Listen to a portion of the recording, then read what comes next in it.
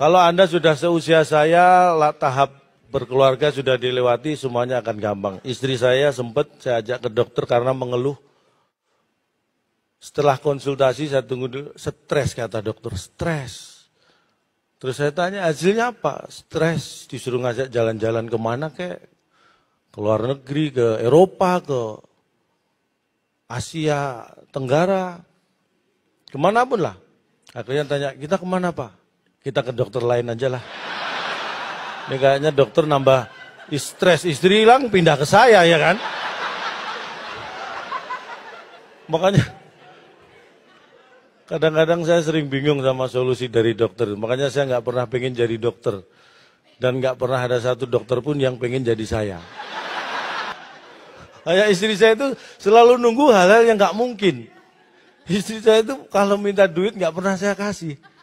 Tapi tiap hari minta duit kan aneh. Sudah tahu nggak dikasih, tiap hari minta duit kan konyol. Akhirnya dia belajar dan sekarang udah pinter nyari duit. Makanya saya nyimpen di mana aja ketemu. Pinter banget istri saya. Kan? Karena sering nonton stand up, istri saya itu kalau minta apa-apa itu nyindir. Pak, ingat ya, perhiasan paling indah di dunia ini adalah istri yang solehah. Makanya kalau ingin istrimu solehah, sering berikan perhiasan. Saya nggak mau kalah, saya orang punya prinsip, silent is gold. Diam itu emas. Jadi ketika istri saya minta emas, saya diem aja. Saya orang yang menghargai prestasi. Saya pertama kali punya handphone, nggak sembarangan. Saya ini orang yang berprestasi. Saya juara 1 lomba lari dulu, dapat handphone. Saingannya nggak tanggung-tanggung. Orang satu kampung, polisi sama pemilik handphone.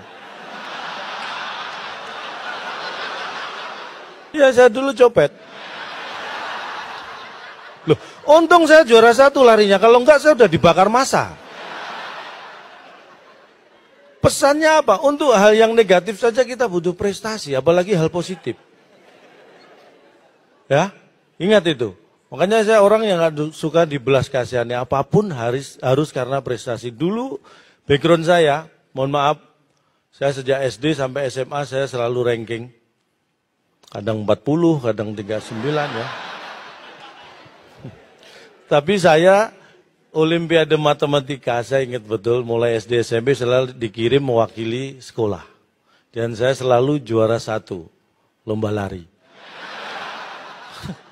Ya karena begitu Olimpiade Matematika dibagi soalnya, saya langsung lari.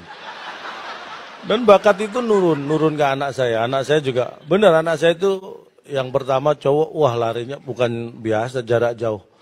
Anak saya lari udah 2 bulan belum balik.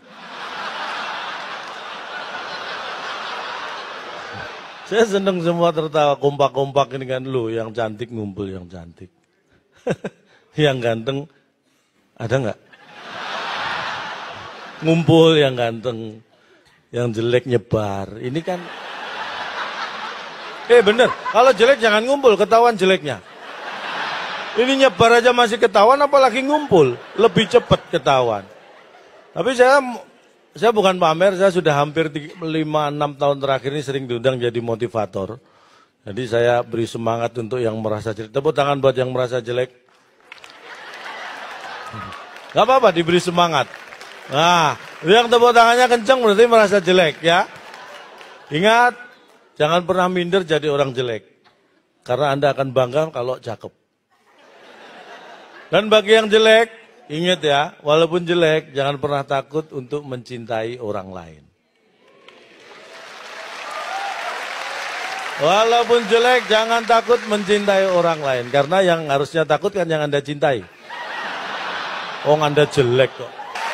Yang terakhir yang ingin saya sampaikan, handphone yang Anda perlu ketahui, di tangan laki-laki dan di tangan perempuan, sama-sama bentuknya, sama-sama fungsinya, sama-sama harganya, sama-sama tipenya, tapi bisa berbeda motivasi penggunaannya. Sebagai contoh, handphone di tangan wanita, handphone di tangan istri saya dan di tangan saya bisa berbeda. Kalau misalnya sama-sama telepon, istri telepon saya, wanita telepon pasangannya, itu untuk memastikan pasangannya ada di mana, dalam keadaan bagaimana, supaya hatinya tenang. Jadi kalau istri saya telepon saya, "Pak, di mana?" "Oh, lagi tampil di Stand Up Battle Indonesia." Tenang istri saya, karena pasangannya sehat, sedang bekerja, dalam keadaan baik-baik saja. Hatinya tenang. Tapi kalau handphone di tangan saya, sama-sama tujuannya membuat hati saya tenang. Tapi motivasinya adalah untuk memastikan istri tidak ada di sekitar saya. Jadi kalau saya telepon istri, "Ma, di mana?" "Di rumah masak." Tenang. Dan yang terakhir, ingin saya sampaikan, jangan pernah berhenti untuk berpikir, karena kalau Anda berhenti untuk berpikir, berarti Anda ingin hidup Anda berhenti.